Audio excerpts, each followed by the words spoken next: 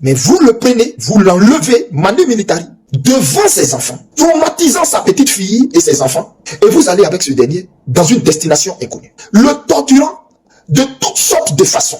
Ouais, la famille, Eli Pada est en train de faire une prédication choquante sur l'arrestation du prophète David Jérémie Aimé. Écoutons ensemble la vidéo. Mais vous le prenez, vous l'enlevez, manu militari, devant ses enfants, traumatisant sa petite fille et ses enfants, et vous allez avec ce dernier dans une destination inconnue, le torturant de toutes sortes de façons, ou peut-être même l'amener à dire ou à avouer des choses qui n'existent peut-être même pas, jusqu'à ce que cet homme n'ait plus de souffle de vie en lui et que son cœur lâche. C'est un meurtrier qui est à la tête de la Côte d'Ivoire. Appelons le chien, appelons le chat. C'est pas un manque de respect. Et il y a des hommes de Dieu dans la Côte d'Ivoire qui jusqu'au jour d'aujourd'hui, 3 jours où cela s'est passé, se sont pas encore prononcés. Il y a, comme je l'ai dit tantôt, des pères qui se sont pas prononcés sur une telle barbarie. Peu importe ce que vous pouvez avoir à reprocher à David Aimé Jérémie, un homme religieux, et des religieux dans la nation, c'est-à-dire même des imams ne parlent pas, des pasteurs ne se prononcent pas encore, des prêtres catholiques ne se prononcent pas encore, mais ce qui arrive à Maklaka arrivera à Makloklo. Et vous vous assurez qu'il n'y ait personne pour s'interposer. Donc vous le prenez pour l'amener dans un endroit où vous pouvez disposer de tous ses organes vitaux. Vous pensez que le Seigneur ne vous a pas vu? Et vous pensez que Dieu ne vous a pas vu? Et que ce que vous avez fait est une victoire pour vous? Vous êtes sûr de vous? C'est ce que vous appelez la démocratie chez vous. Mais pour votre information, vous n'êtes pas en démocratie. Et c'est un tyran qui est à la tête de la Côte d'Ivoire. Alors, salut la famille, j'espère que vous allez très bien. J'aimerais vraiment passer un petit message très important que j'aimerais que vous écoutez du début jusqu'à la fin et vous allez me dire dans les commentaires ce que vous en pensez. Parce que ce qui arrive en Côte d'Ivoire ces temps-ci, c'est vraiment inhumain, c'est vraiment déplorable et que si nous nous taisons, ce sera devenu une habitude, c'est-à-dire quelque chose de naturel qu'il faut faire. Les persécutions sur persécutions, que personne ne peut parler dans ce pays, que personne ne peut agir, que personne ne peut hausser le ton et critiquer. Ça va venir sur chacun de nous. Donc, si vous êtes là, n'hésitez surtout pas à écouter le prophète Eli Pada qui lance un cri d'alarme, sa colère contre la plupart des hypocrites qui se font appeler serviteurs de Dieu et qui sont là, qui voient la persécution sur leurs frères en Christ et qui se taisent comme quoi telle personne a mal parlé ou bien c'est parce qu'il doit subir les conséquences de ses actes ou bien et ça ne me regarde pas, tout ça là. Pourtant, on sait très bien que ça vient vers tout le monde. Écoutez du début jusqu'à la fin, je ne vais pas trop parler et dites-moi dans les commentaires ce que vous en pensez. Votre fils et votre frère, prophète Eli Pada.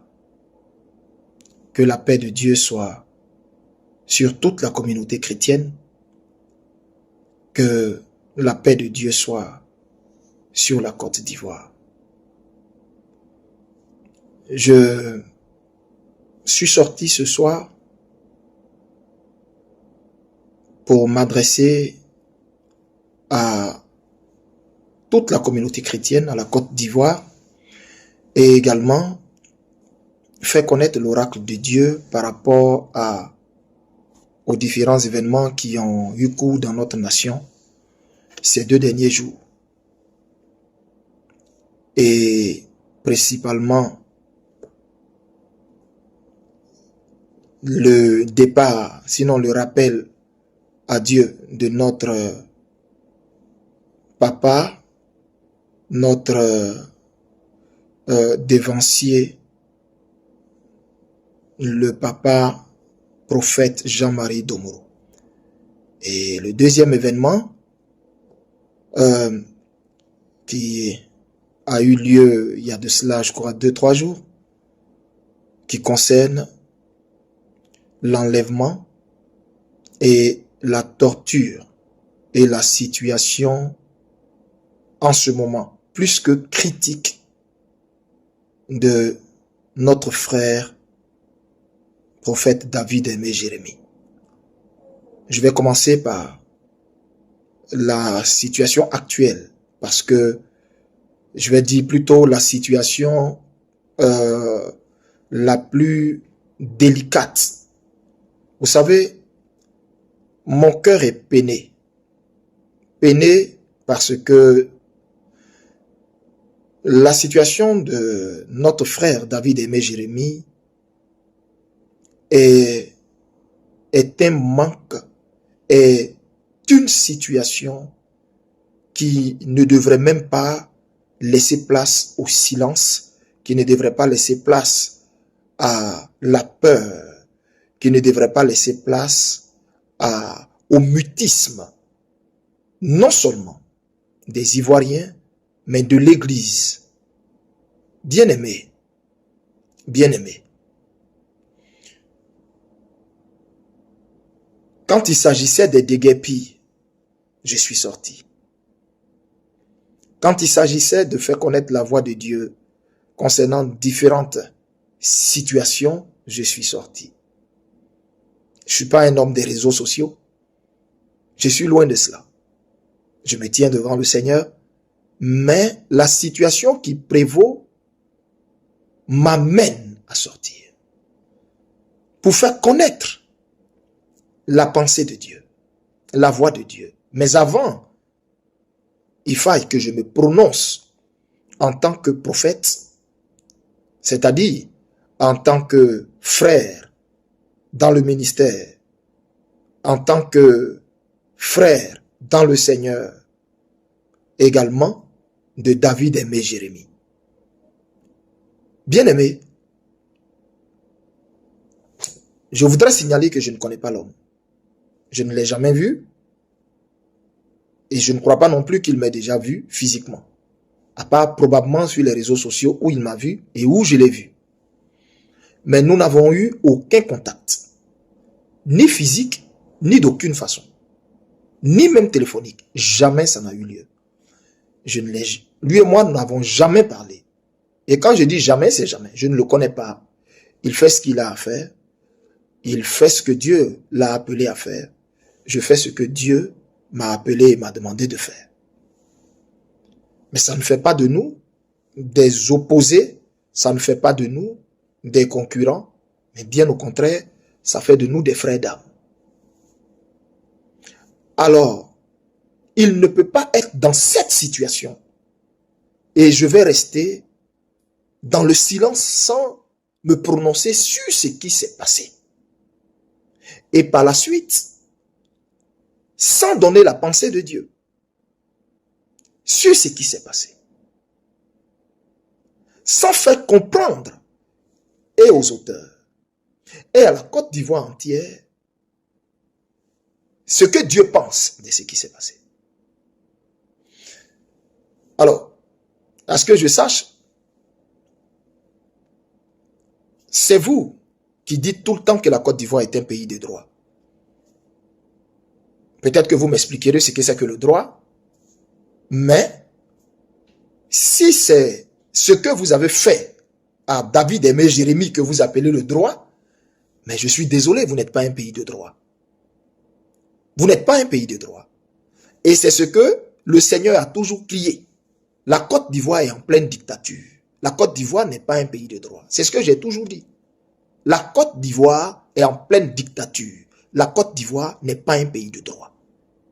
En aucun cas.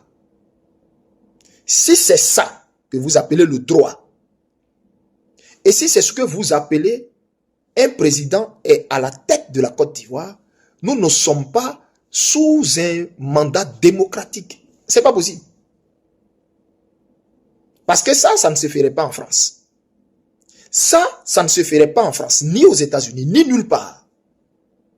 Pas du tout. Parce que tout citoyen dans un pays a droit à la parole, même a droit à critiquer le gouvernement qui est en place.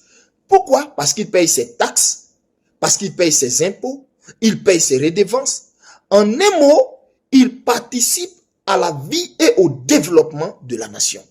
Donc, c'est normal.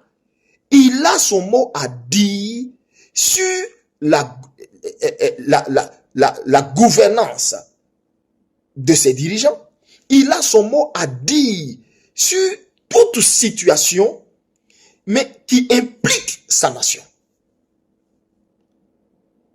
Vous n'avez pas besoin des citoyens que quand il s'agit d'aller vous faire voter de façon honteuse. C'est dommage. Ah donc, vous avez besoin, vous connaissez la valeur de l'être humain, la valeur du citoyen, quand arrive la période des élections dans votre pays, c'est cela. C'est là vous les appelez, allez voter, allez prendre votre carte d'électeur, allez voter. Si vous n'allez pas voter, c'est pas possible. Je peux pas gouverner, c'est rentrer ici. C'est ça qui est là. Et quand vous finissez de voter, ce citoyen-là n'a pas le droit à la parole. Vous augmentez sa facture d'eau, il n'a pas le droit de se plaindre. Sinon, s'il se plaint, c'est la prison.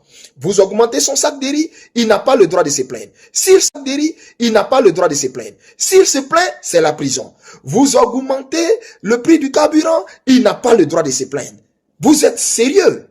Vous êtes sérieux là? Vous êtes sûr que vous êtes sérieux? Vous êtes sûr que vous êtes sérieux? Et vous appelez ça être en démocratie? C'est ce que vous appelez la démocratie chez vous?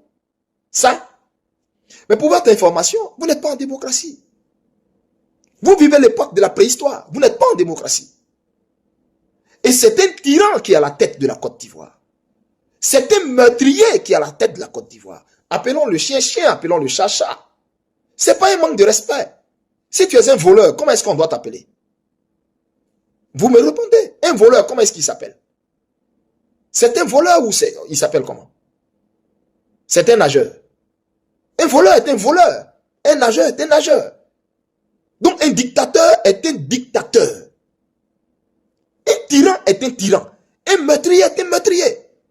Et c'est ce que ce régime est. Et c'est ce que ses actes démontrent.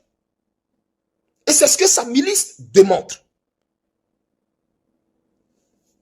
Malheureusement, c'est David Aimé Jérémie qui en a fait les frais pour la énième fois, après tant d'autres. Mais il y a une chose que vous oubliez. David Aimé Jérémie, là, il est serviteur de Dieu. Je ne connais pas son appel. Je ne veux pas me prononcer sur son ministère prophétique. Je sais juste qu'il est serviteur de Dieu. Il est appelé à servir Dieu dans son couloir. Et ce couloir, il n'y a que lui seul qui le sache. Mais, je voudrais que vous sachiez que David Aimé Jérémie est appelé serviteur de Dieu, prophète de Dieu. Ce que vous avez fait, ce n'est pas ainsi que dans un état de droit, on interpelle quelqu'un. Et même quand on interpelle quelqu'un dans un état de droit, ce n'est pas ainsi qu'on le traite. Sans avocat. Non devant les juridictions compétentes. Mais vous le prenez, vous l'enlevez, manu militari, devant ses enfants, traumatisant sa petite fille et ses enfants, et vous allez avec ce dernier dans une destination inconnue.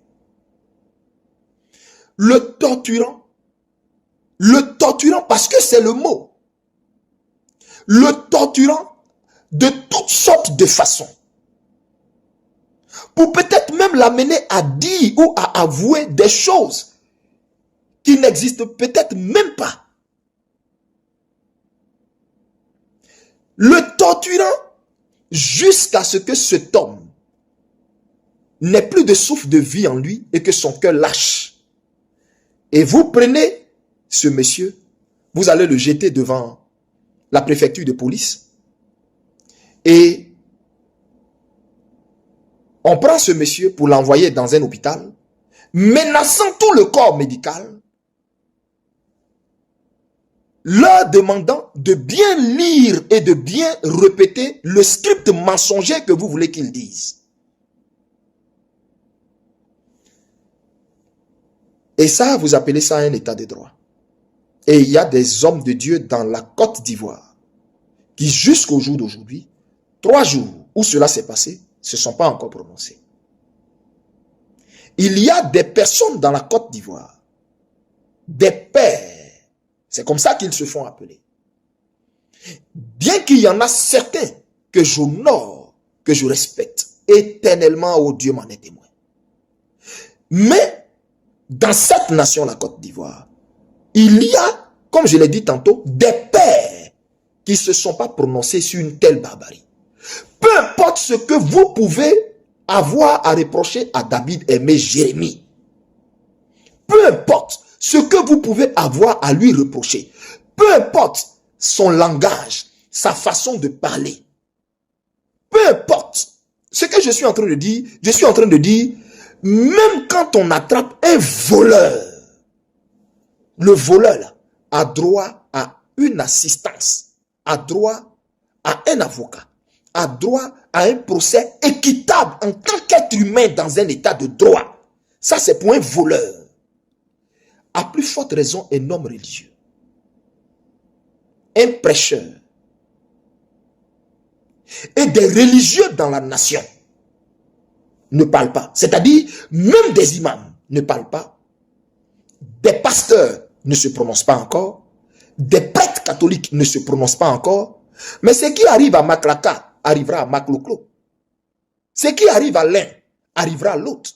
Parce que, ensemble, vous êtes en train de donner, par votre mutisme, votre peur et votre silence, de la force, du courage aux despotes, aux dictateurs, pour qu'ils se disent qu'il peut agir sur vous en toute impunité. En fait, c'est le langage que vous êtes en train de lui dire. C'est ce que vous êtes en train de faire passer comme message.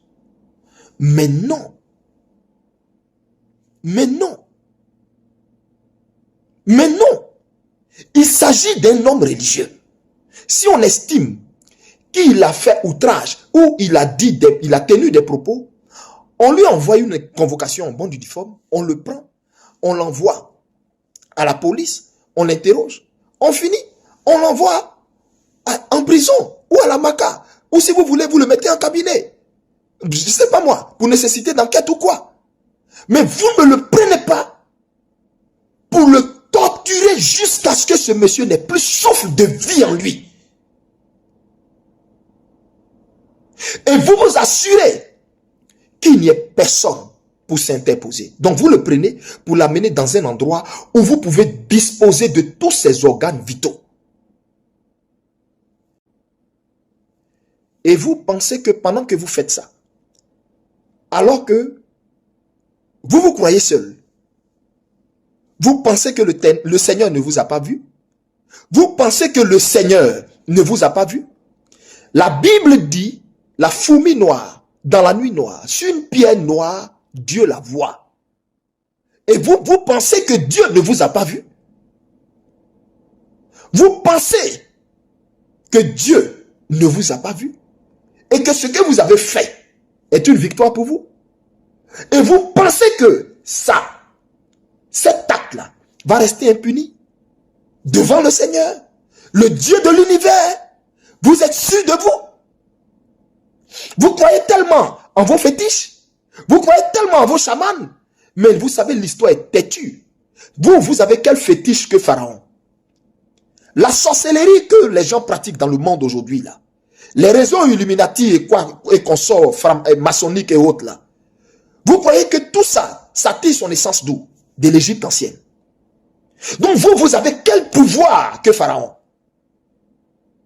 Mais comment a fini Pharaon devant Moïse et le peuple d'Israël?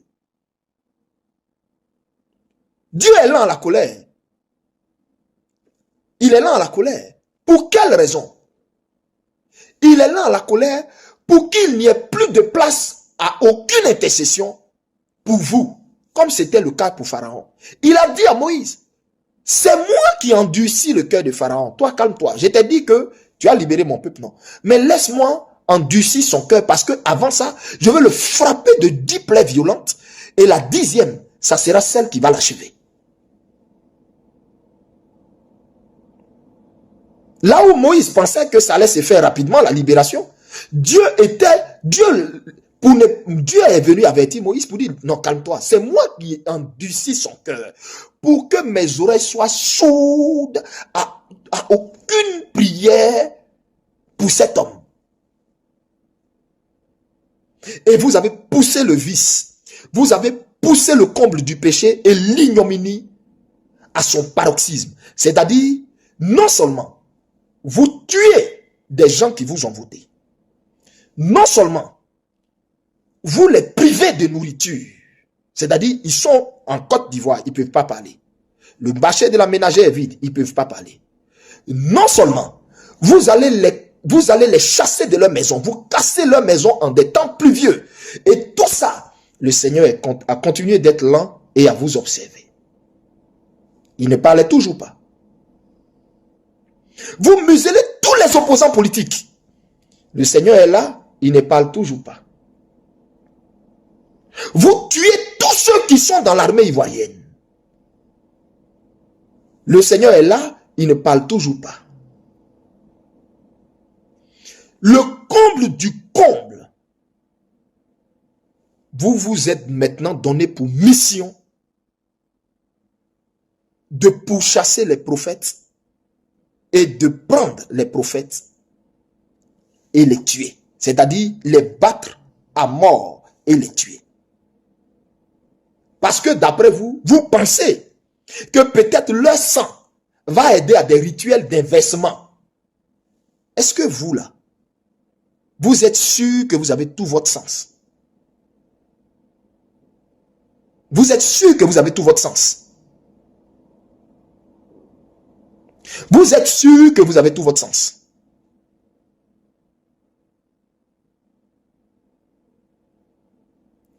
Il y a 4 choses qu'on ne fait pas.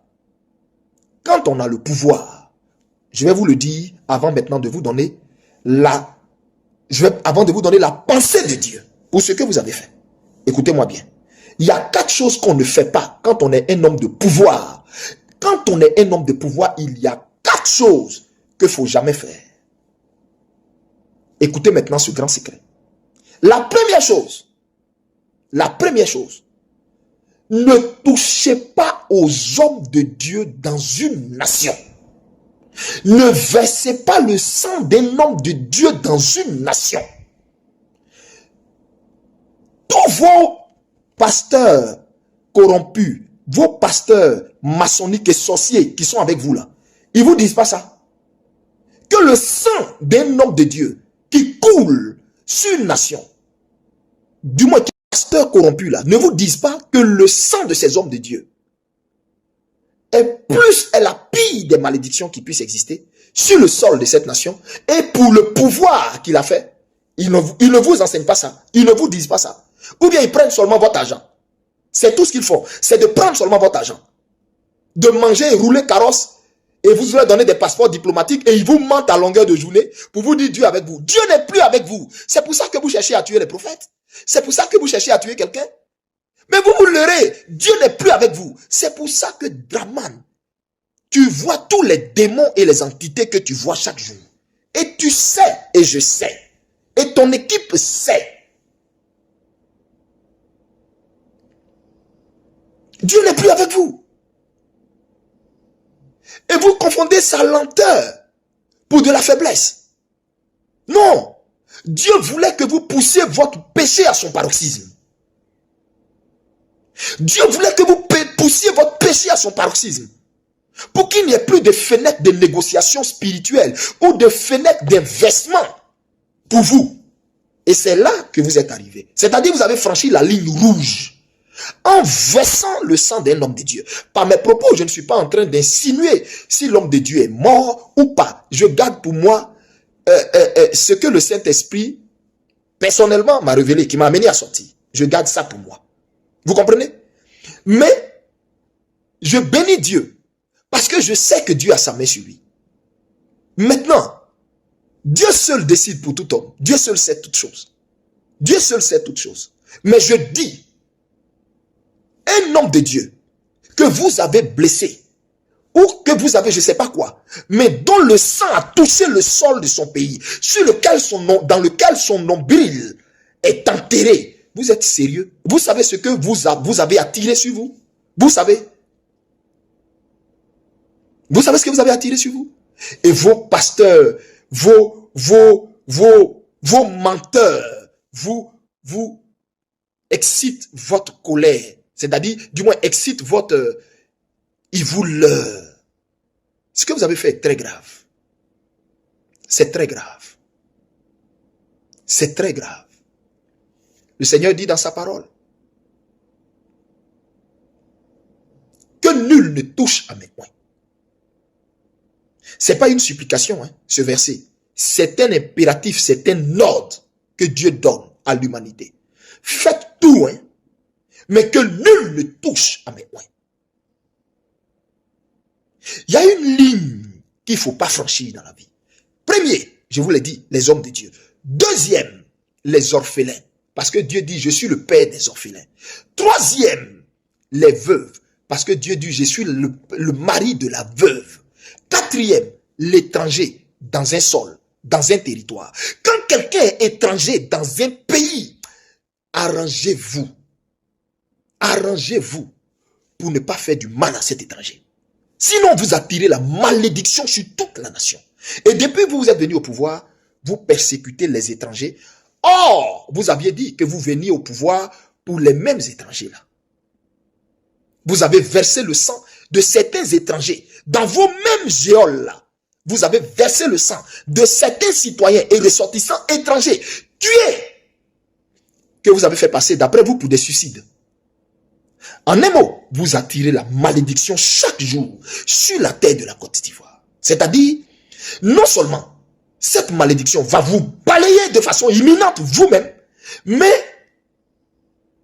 ce qui me fait de la peine, c'est l'après vous. À cause du sang de ce serviteur de Dieu que vous avez versé. Même si c'est juste une égratignure. Je ne suis pas en train d'insinuer s'il est mort ou pas. Je ne veux pas entrer là pour l'instant. Mais vous-même, vous allez finir par dire, qu'en est-il de son cas? Maintenant, je dis, juste pour une simple égratignure d'un sang d'un homme de Dieu qui verse, vous ne savez pas que c'est la pire, c'est le pire des outrages qu'on puisse faire à Dieu. Quand vous avez vos ambassades dans les pays, est-ce qu'on peut toucher vos ambassadeurs? Même celui qui touche ou qui effleure le mur de l'ambassade d'un pays, il a déclaré la guerre à ce pays. C'est vrai ou c'est faux? C'est vrai ou c'est faux? Vous qui vous dites les hommes de droit, c'est vrai ou c'est faux? Donc je suis en train de vous faire comprendre vous faire comprendre la gravité de ce que ce régime a fait. Ils ont un mot familier et fameux, d'après eux. Ça vient vers vous. C'est pas ça? Mais c'est parti vers eux. Et c'est parti dans leurs mains comme une patate chaude. Et ils vont apprécier. Si ce David aimé Jérémie n'est pas prophète de Dieu, c'est là que son sang va rester comme ça. C'est là que les brimades, les tortures que vous lui avez fait subir va rester comme ça. Mais si nous qui sommes prophètes, comme lui David aimé Jérémie, avons un Dieu qui nous a envoyés, parce que vous nous voyez, vous pensez qu'on est seul. Vous me voyez, vous pensez que je suis seul. Vous n'avez pas idée de la cargaison d'anges qu'il y a autour de moi. C'est juste que vos yeux sont trop chanels pour voir. Vous pensez que les hommes de Dieu sont seuls. Et c'est ce que vous c'est eux-mêmes en fait, c'est ce qu'ils se croient. C'est pourquoi ils ont peur. C'est pourquoi ils ont peur de dire ce que Dieu met à leur bouche de dire.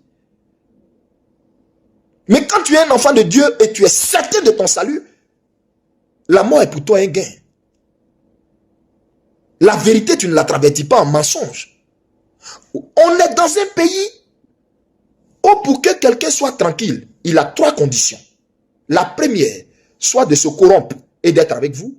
C'est-à-dire, de se corrompre et d'être avec vous. C'est-à-dire, tu la fermes, tu manges, tu troques ton ministère pour le mensonge, tu célèbres le mal et l'injustice.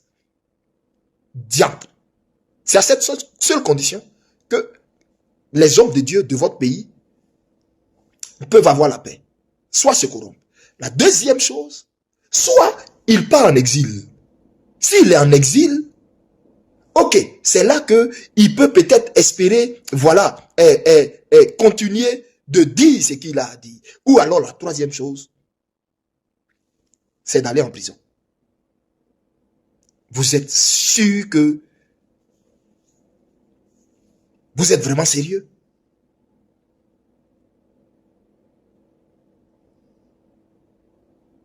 Dieu appelle chaque homme de Dieu avec son caractère.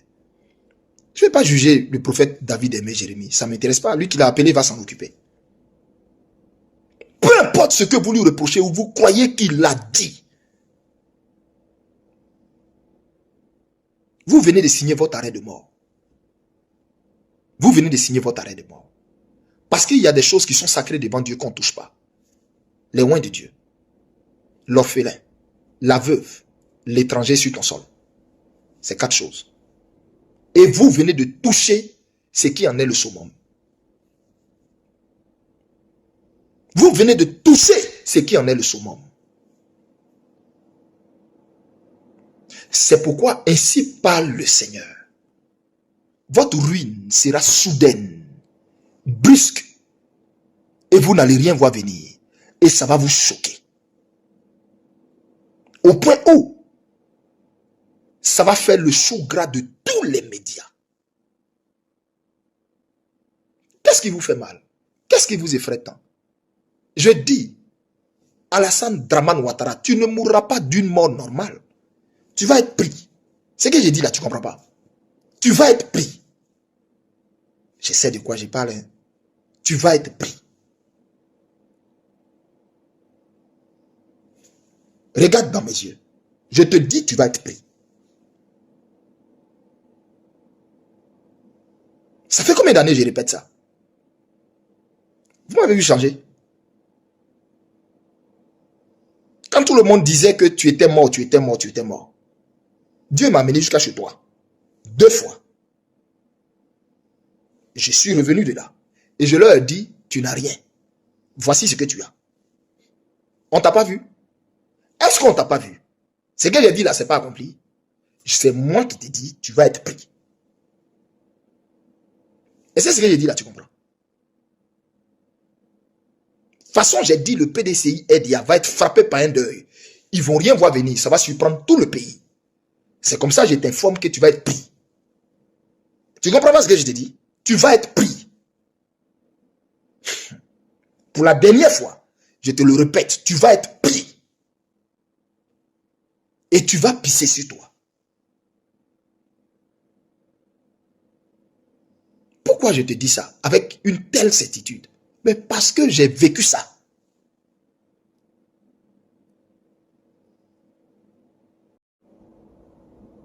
Ivoirien, rassurez-vous. Ce monsieur-là, ce que Dieu lui réserve, les gens vont raconter ça dans les histoires, dans les livres d'histoire. Ils vont raconter ça dans les livres d'histoire. Et les gens vont dire, oh, quel malheur. Un homme vieux qui a un certain âge devait être sage, devait avoir du répit dans le mal. Il s'est enfoncé dans le mal. Oh, quel malheur. Aujourd'hui, le voici. Il est assis à terre. Comme cela lui avait été annoncé. Parce qu'ils vont te mettre à terre. Je te répète ça. Ils vont te faire asseoir à terre.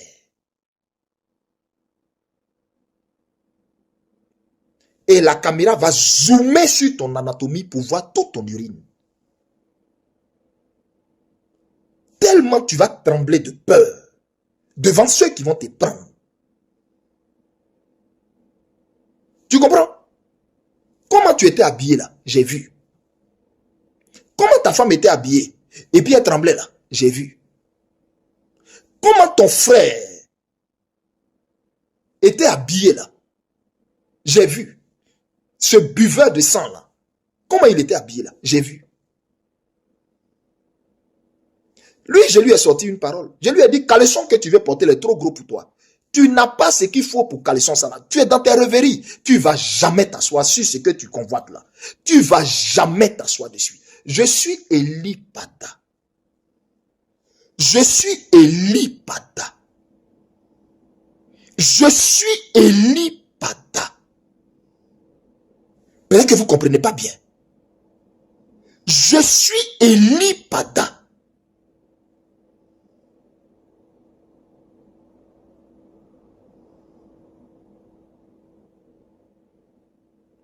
Le sang de Jérémie, les douleurs, ces cris, alors qu'il criait pour dire au secours, au secours. Ah, vous pensiez qu'il n'avait pas eu du secours, ou vous pensiez que le Seigneur n'avait pas entendu. Vous pensiez qu'il n'avait pas entendu. Vous savez, quand Dieu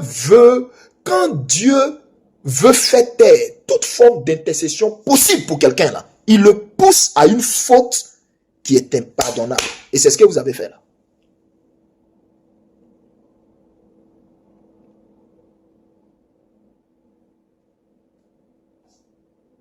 Donc, que le nom du Seigneur soit béni parce que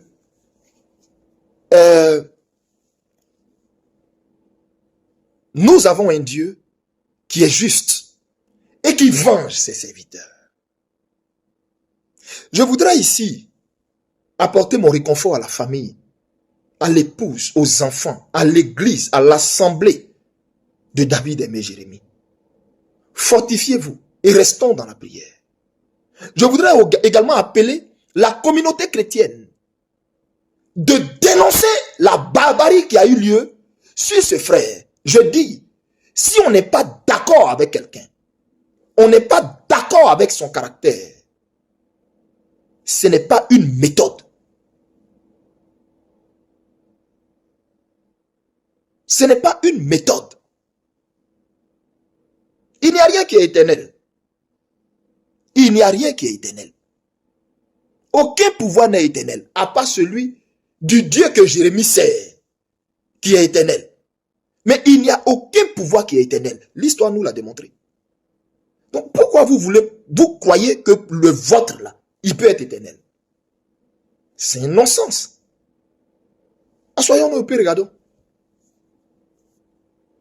Vous comprenez? Alors donc, je voudrais dire aux Ivoiriens,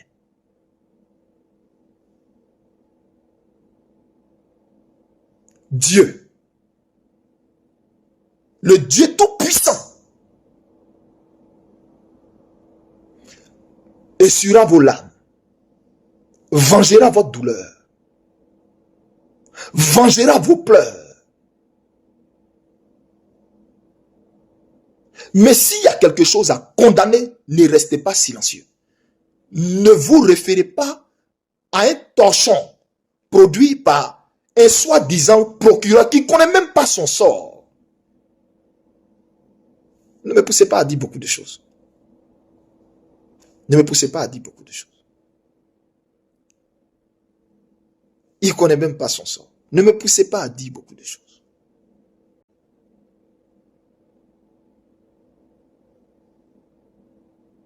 Donc, ne vous référez pas aux propos de quelqu'un pour rester dans un mutisme. Et puis ne pas décrier ce qui s'est fait. Concernant un pasteur, j'ai dit, même s'il y a beaucoup de choses peut-être à reprocher à l'homme, si vous estimez, parce que moi j'ai rien à lui reprocher, je ne sais pas son couloir d'appel, c'est à Dieu à qui il rendra compte. Je ne cherche pas à savoir, je ne cherche pas à entrer dedans. Je ne cherche pas à entrer dedans. Je laisse ceux qui ont l'art de juger. Je ne juge personne. Parce que moi, vous me jugez déjà. Sur mon apparence, sur quoi. C'est Dieu qui sait qui est de lui. Et bref. Donc, moi, je n'entre pas dans ça. Mais cet homme de Dieu-là, vous qui êtes sur Internet, qui riez, en fait, vous condamnez votre famille. Vous condamnez votre famille sur 4 générations. Même s'il a dit quelque chose sur toi qui t'a fait mal, ne te réjouis pas de ce qui lui est arrivé. Parce que la Bible dit, le Seigneur le dit dans sa parole, ne t'assieds pas en compagnie des moqueurs. Et tu sais que il est écrit dans la parole que quand Dieu châtie quelqu'un qui est mauvais, le méchant, et que tu te moques de lui, prends garde à toi que Dieu n'ait compassion du méchant pour se retourner contre toi qui se moque. À plus forte raison, un serviteur de Dieu. Donc faites très attention, vous vous maudissez sur les réseaux sociaux. Si quelque part tu t'es réjoui parce que tu as dit, il a dit ceci de moi, ou il a ou il a tenu tel. Non.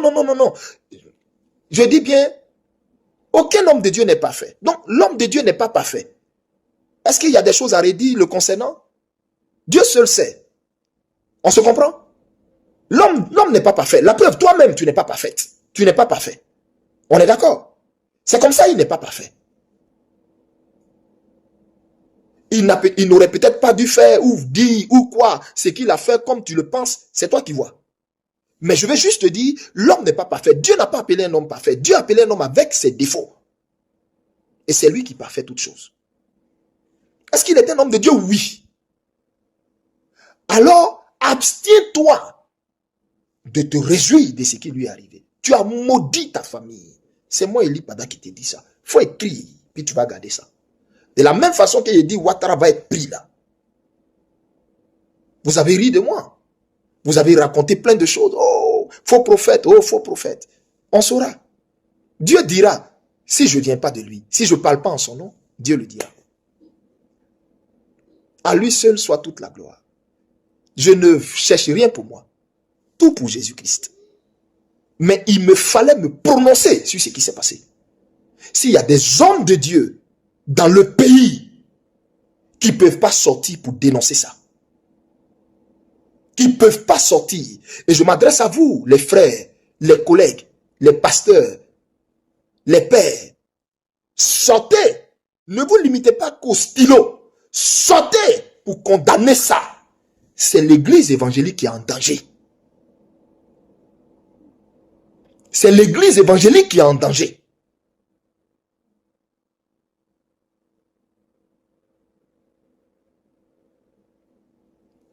Je vous annonce aujourd'hui, la fin de ce régime. Je vous l'ai déjà dit. La seule chose que je ne vous ai pas dit, c'est la période, c'est la date. C'est pas vrai. C'est la date, je ne vous ai pas dit. D'accord. Je vous dis, l'Éternel, le Dieu des esprits des prophètes, qui les a poussés à prendre un prophète, à lui faire ce qu'ils ont fait, à verser son sang, à le mettre dans un état végétatif. Regardez de vos deux yeux, vous allez apprécier ce que Dieu va faire. Que Madame David Aimé Jérémie, sa famille biologique, ses fidèles, ses enfants biologiques, soyez fortifiés. Vous avez tout mon soutien. Et j'appelle la communauté évangélique à les soutenir financièrement. Les églises qui peuvent faire des offrandes le dimanche lors de leur culte, pour se rendre à Abobo dans l'église de l'homme de Dieu, ou même à aller voir sa femme, pour donner ça à sa femme, pour exprimer votre soutien, vu qu'ils ont cassé leur maison, faites-le. Vous tous qui pouvez apporter votre soutien à sa femme, à ses enfants, faites-le. Faites-le. Je sais de quoi je vous parle. Faites-le. Que toute l'église comprenne ça. Faites-le. Que Dieu vous bénisse. Nous voilà donc à la fin de cette vidéo. Dites-moi vos avis dans les commentaires. Ça me ferait extrêmement plaisir. Surtout, abonnez-vous, partagez ce message à tout le monde, à vos contacts. C'est très important. C'est très important de le partager afin que tout le monde sache ce qui se passe. Et c'est vraiment une façon de contribuer. Likez cette vidéo, surtout pour que YouTube vous la recommande. Et on se prend à la prochaine. Prenez soin de vous et de toute votre famille. Ciao.